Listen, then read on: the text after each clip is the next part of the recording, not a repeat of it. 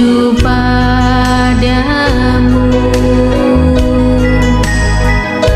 segenap hidupku ku serahkan padamu. Bimbing aku masuk rencanamu,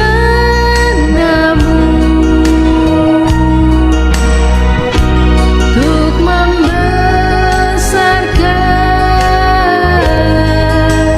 kerajaanmu.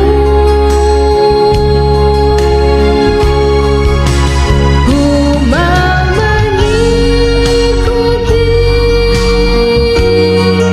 kehendak-Mu ya Bapa. Ku mau selalu menyenangkan hati-Mu. Shalom, puji Tuhan, bertemu kembali dengan saya dalam khotbah online GPJ Anugerah Bermazmur Minggu 23 Januari 2022. Mari kita bersama-sama berdoa meminta hikmat dan pertolongan dari Tuhan agar kita mengerti, memahami maksud Tuhan, menerima pesan Tuhan. Bapa yang penuh kasih, terima kasih untuk segala berkat dan anugerah yang sudah Tuhan berikan kepada kami.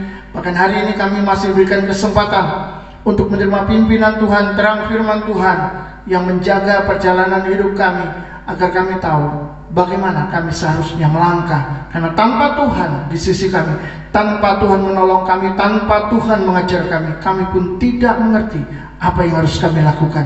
Berikan kami mata yang melihat seperti Tuhan melihat, sehingga kami tidak salah arah, kami tidak salah memandang, kami tidak salah mengerti dan memahami segala sesuatunya, tapi kami boleh berjalan di dalam kebenaran dan terang-Mu. Terima kasih Tuhan, kuduskan kami, sucikan kami dengan darah-Mu, layakkan kami menerima pesan firman-Mu. Terpujilah nama-Mu hari ini sampai selamanya, di dalam nama Yesus kami berdoa, amin. Saudara-saudara, Tuhan Yesus memberkati Anda dimanapun Anda berada, bersama dengan keluarga atau sedang sendirian, sedang bekerja, sedang di rumah, atau di mana saja. Saya percaya ketika saudara mendengarkan pesan firman Tuhan ini, firman Tuhan akan bekerja dan memberkati setiap saudara. Saudara, hari ini saya mau sampaikan satu tema, yakni cara pandang ilahi. Seorang ayah berjalan bersama anak laki-lakinya di pantai yang berpasir. Lalu tiba-tiba sebuah perahu dari kejauhan terlihat batang hidungnya, dan sang anak langsung merespon, "Wow, ada perahu Papa, sangat bagus, aku bisa melihatnya hari ini." Lalu Papa berkata, "Itu membuktikan bahwa bumi kita itu sebenarnya bulat."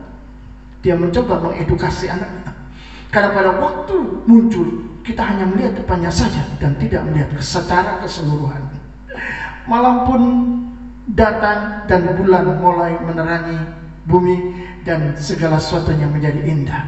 Sang anak sedang duduk-duduk dengan sang papa, dan kembali dia juga berkomentar, "Wow, bulan itu sangat indah Papa."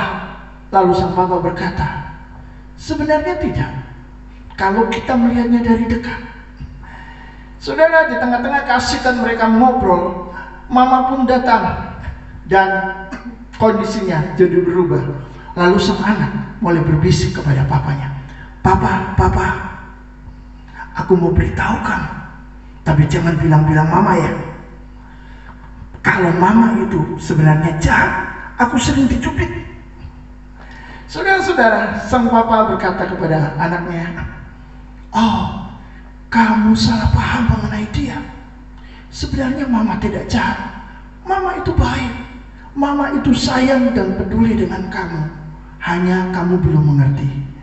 Saudara yang dikasihi Tuhan, anak dan papa yang sudah dewasa memiliki cara pandang yang berbeda satu dengan yang lainnya.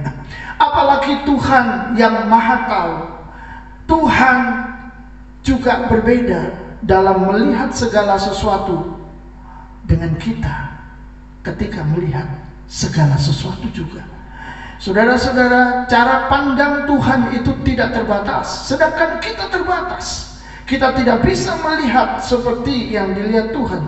Tetapi melihat yang dilihat Tuhan itu sebenarnya perlu kita pelajari dengan belajar dari Tuhan, agar kita tidak berspekulasi tentang situasi dan keadaan apapun yang terjadi di dalam kehidupan kita.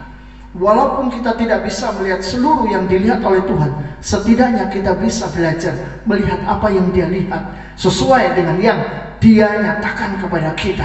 Puji Tuhan. Sangat penting meminta hikmat Tuhan untuk mengerti dan memahami semua yang telah, sedang, dan akan terjadi di dalam kehidupan kita. Kira-kira apa pandangan saudara tentang kecelakaan di Balikpapan kemarin tanggal 21 Januari 2022, di mana ada sebuah tronton yang remnya blong lalu menabrak 20 kendaraan di depannya. Itu saat lampu merah, saudara, dan sekitar 14 sepeda motor hancur, lalu 6 mobil pun tertabrak pula. Saudara-saudara yang dikasihi Tuhan, ada 4 tewas dan belasan lainnya luka. Saya tidak tahu berita yang terbaru, tetapi saya yakin bahwa pandangan setiap orang akan beragam, bermacam-macam. Kalau mencoba menghubungkan itu dengan bertanya, mengapa Tuhan izinkan? Orang-orang ini lagi berhenti, saudara, dia melihat ke depan dan tidak tahu apa-apa. Tiba-tiba saudara-saudara, saya melihat orang-orang tergeletak di sana. Lalu bagaimana dengan 20 Januari 2022, hujan lebat dan hujan salju di Kerman, Iran, dan banyak sekali properti yang hancur, dan saya yakin ada banyak orang yang menderita. Belum lagi banjir bandang yang ada di Indonesia serta bencana-bencana yang lain. Saudara, hidup membuat kita terdorong untuk menilai segala sesuatu yang terjadi di dalam dunia ini. Namun, apakah pandangan kita dengan cara pandang Tuhan dalam melihat semua peristiwa yang Dia izinkan terjadi itu sama? Cara melihat itu bisa menentukan sikap dan tindakan seorang manusia. Salah cara melihat membuat segala sesuatu menjadi kacau. Ada sebagian orang yang melihat uang adalah segala-galanya di dalam hidup ini. Itu sebabnya, saudara, diri sendiri, keluarga, dan sesamanya akhirnya diabaikan demi uang. Mengapa? Karena cara pandang, cara melihat. Kalau kita memperhatikan di dalam Kejadian pasal 1 ayat 4, 10, 12, 18, masih ada lagi 21, 25, 31. Kita akan melihat bahwa ketika Tuhan menciptakan segala sesuatu itu baik. Kita akan membaca 4 ayat saja di dalam kitab Kejadian pasal 1 ayat 4, 10, 12, dan 18. Allah melihat bahwa terang itu baik, lalu dipisahkan nyala terang itu dari gelap. Lalu Allah menamai yang kering itu darat, dan kumpulan air itu dinamainya laut. Allah melihat bahwa semuanya itu baik. Tanah itu menumbuhkan tunas-tunas muda, segala jenis tumbuh-tumbuhan yang berbiji, dan segala jenis pohon-pohonan yang menghasilkan buah yang berbiji. Allah melihat bahwa semuanya itu baik, dan untuk menguasai siang dan malam, dan untuk memisahkan terang dari gelap. Allah melihat bahwa semuanya itu baik. Saudara, kalau Tuhan melihat segala sesuatu itu baik, apa yang Dia ciptakan, maka pasti itu baik. Tidak mungkin menjadi tidak baik. Tapi saat Dia melihat segala sesuatu itu tidak baik untuk manusia, maka itu pun pasti juga tidak baik, meskipun manusia berkeyakinan penuh bahwa di dalam pandangannya itu sangat baik. Jadi semua ditentukan oleh cara Tuhan memandang atau cara Tuhan melihat. Kalau Tuhan baik, maka itu baik. Kalau Tuhan melihat itu jelek, maka itu jelek. Kejadian pasal 2 ayat 17. Tetapi pohon pengetahuan tentang yang baik dan yang jahat itu, janganlah kau makan buahnya, sebab pada hari engkau memakannya, pastilah engkau mati. Saudara-saudara, ketika kita membaca Alkitab, di dalam kisah penciptaan manusia yang pertama, kita tahu bahwa Adam, Hawa telah jatuh di dalam dosa, dan itu disebabkan oleh karena Hawa bertemu dengan iblis. Melalui ular iblis memakai untuk menipu Hawa. Tapi mari kita lihat 3 cara pandang antara manusia, iblis, dan Tuhan sendiri.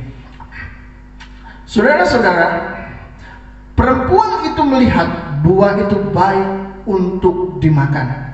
Ini adalah cara pandang manusia, sebab menarik hati dan memberi pengertian. Manusia tertarik untuk hal-hal yang bisa memberi sesuatu yang baru di dalam kehidupannya, apalagi memberikan pengertian. Itu sangat menarik. Tetapi saudara, iblis dia menipu, tapi iblis juga punya pandangan. Ini cara pandang iblis. Iblis berkata, itu tidak akan membawa kematian, tapi itu bisa membuka sebuah rahasia yang tersembunyi. Kamu bisa menjadi seperti Allah. Wow, keren saudara. Tapi saudara, apa yang dilihat oleh Tuhan? Tuhan melihat bahwa buah itu mendatangkan celaka bagi manusia jika manusia memakannya. Jadi cara melihat manusia itu dibatasi oleh ruang dan waktu, sehingga hanya melihat sebagian pengetahuan, bukan secara keseluruhan seperti Tuhan melihat. Lain lagi dengan iblis yang sebenarnya bisa melihat lebih banyak, lebih jauh daripada manusia, karena iblis memiliki sejarah sebagai makhluk rohani yang diciptakan oleh Tuhan sebelum manusia, jauh sebelum manusia. Saudara, dia tahu banyak hal tentang hal-hal yang ada di sekitar pekerjaan Tuhan. Saudara-saudara, perkembangan manusia di dalam pengetahuan dan teknologi memperluas cakrawala pengetahuan dan manusia dan mempercepat mereka melihat dunia dengan cara yang lebih kompleks. Misalnya, ketika manusia menciptakan mikroskop, manusia bisa melihat benda yang lebih kecil. Tadinya tidak bisa melihat. Itu berarti manusia mendapatkan pengertian yang lebih dari ilmu pengetahuan. Ketika menciptakan teropong, dia bisa melihat jauh benda yang lebih jauh, bahkan sampai ke luar angkasa. Ketika manusia menciptakan telepon, manusia bisa terhubung dengan teman-teman, saudara, dan orang-orang yang bukan cuma dekat tetapi jauh, yang tidak mungkin mereka bisa jangkau hanya dengan bertemu di satu tempat. Ini bisa di banyak tempat. Saudara-saudara, manusia mendapatkan pengertian dan pengetahuan lebih akhirnya, tetapi mereka tetap tidak bisa mengubah natur kemanusiaan mereka yang terbatas. Kenapa? Karena mereka hanyalah seorang manusia. Maka manusia ingin melihat lebih jauh melalui pengetahuan dan pengalaman supranatural seperti Hawa. Maka terjadilah transaksi dengan iblis sehingga jiwa mereka menjadi milik iblis. Segala sesuatu berulang kembali. Manusia selalu ingin tahu tentang hal-hal yang di luar nalar, tentang hal-hal di luar pengetahuannya, dan apapun dicoba. Hari-hari ini boneka arwah menjadi sangat ngetren, saudara, yang harganya bisa ratusan ribu sampai ratusan juta. Itu luar biasa. Boneka arwah ini adalah boneka spesial yang bisa menjadi seperti anak sendiri, karena di dalam boneka itu diisi oleh arwah orang mati. Bagi kita yang percaya, bagi kita yang mengenal firman Tuhan, tentu itu bukan arwah orang mati, tetapi itu roh jahat yang diisikan di sana. Sehingga saudara-saudara, dua artis Indonesia, Iwan Gunawan dan Selin Evangelista, terang-terangan mengaku memilikinya. Apakah ada anak-anak Tuhan juga tertarik untuk membeli atau memilikinya? Bagaimanakah cara pandang manusia terhadap boneka arwah tersebut? Saudara, ingatlah, jika boneka itu diisi dengan spirit, maka dia akan bersifat mengikat. Karena di sana ada kehidupan, ada rasa, ada pribadi yang lain, tetapi bukan Tuhan. Sehingga terjadi hubungan satu dengan yang lain. Dan kita harus ingat baik-baik bahwa ini bukanlah boneka biasa. Ini boneka yang dicampur dengan kekuatan yang tersembunyi, kekuatan yang bukan dari Tuhan. Itu sebabnya jadilah anak-anak Tuhan yang cerdas. Mari kita melihat segala sesuatu di dunia ini, termasuk boneka arwah, termasuk hubungan dengan kekuatan-kekuatan gaib lainnya dengan cara pandang Tuhan, sehingga kita terhindar dari celaka, terhindar dari bahaya, kita hidup di dalam kebenaran. Cara pandang berpengaruh terhadap tindakan kita. Di On The Spot ditayangkan 7 kejadian bunuh diri yang berhasil diselamatkan. Salah satunya adalah seorang wanita dengan baju pengantin duduk di jendela. Dia hendak menjatuhkan diri entah dari lantai berapa, tetapi berhasil diselamatkan. Penyebabnya adalah waktu di hari pernikahan, kekasihnya atau pasangannya meninggalkan dia dan memutuskan hubungan. Wow, pandangan matanya kosong. Mungkin ia melihat dunia sudah kiamat. Padahal selama masih ada Tuhan, dunia belum kiamat. Ingatlah ini baik-baik. Selama masih ada Tuhan, dunia belum kiamat. Apapun kejadian, peristiwa, persoalan yang sedang menimpa hidupmu, Tuhan masih ada, berseru, berpegang teguh di dalamnya. Dia akan memberikan kekuatan kepada Anda untuk bangkit berdiri dan menjadi jauh lebih baik, menjadi orang yang lebih kuat, menjadi orang yang lebih luar biasa.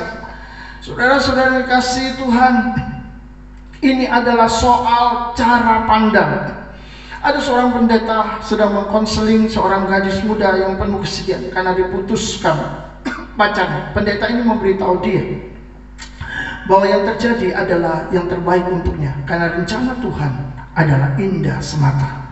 Saudara-saudara, 2 tahun kemudian tunangannya yang memutuskan dia itu meninggal. Pada saat itulah mata hatinya dapat melihat betapa baiknya Tuhan. Dengan semua kejadian ini, dia mengetahui, dia memahami bahwa Tuhan ingin menghindarkan dia dari kesusahan yang lebih berat lagi. Andai kata dia tidak putus, maka rasa sakitnya pasti akan lebih luar biasa. Jadi mari belajar melihat dengan cara pandang Tuhan, bukan dengan cara pandang kita sendiri yang terbatas dan jauh dari sempurna.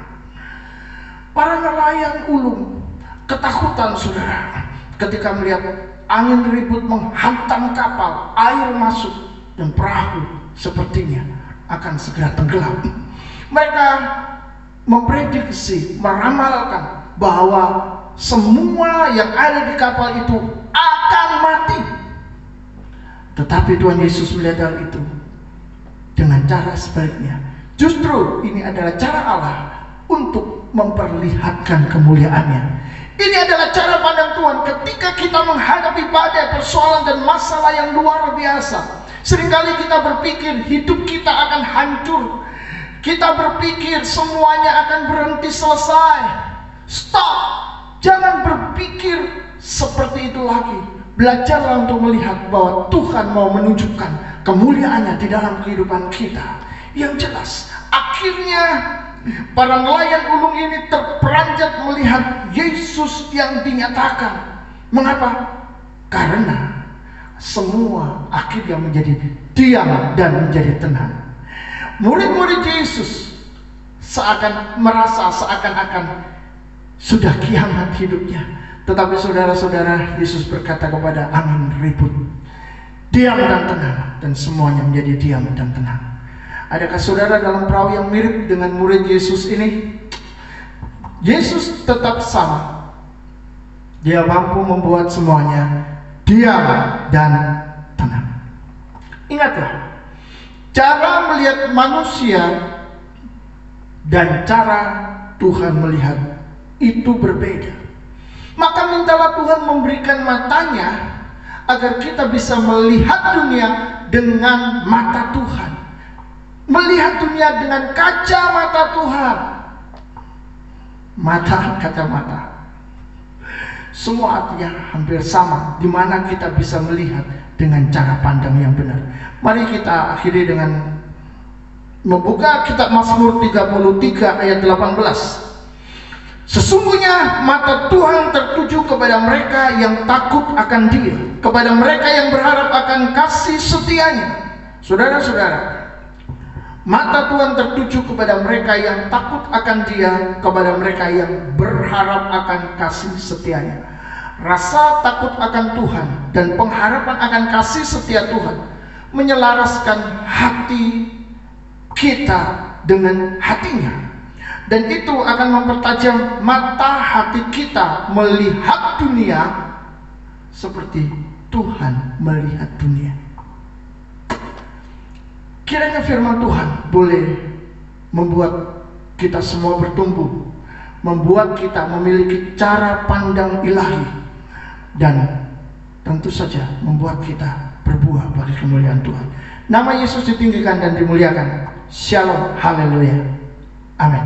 Tuhan memberkati.